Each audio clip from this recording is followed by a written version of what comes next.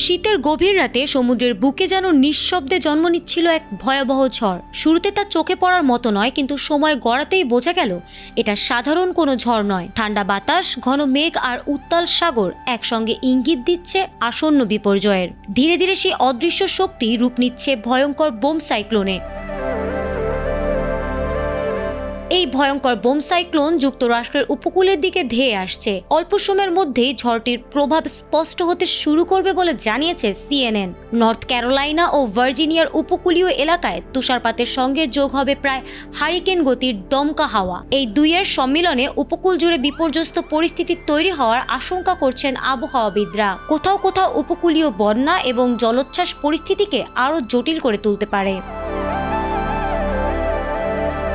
ঝড়ের গতিপথ যদি উপকূলের আরও কাছাকাছি আসে, তবে এর প্রভাব শুধু দক্ষিণেই সীমাবদ্ধ থাকবে না।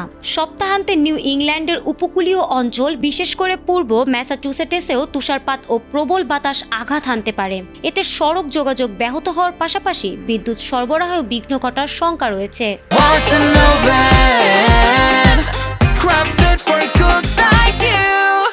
আবহাওয়াবিদরা জানিয়েছেন, শুক্রবার রাতে নর্থ ক্যারোলাইনার উপকূলের কাছে ঝড়টির সৃষ্টি হবে এবং শনিবার দ্রুত উত্তরমুখী হয়ে শক্তি সঞ্চয় করবে। এই দ্রুত শক্তি বৃদ্ধির প্রক্রিয়াকে বলা হয় বোম্বোজেনেসিস।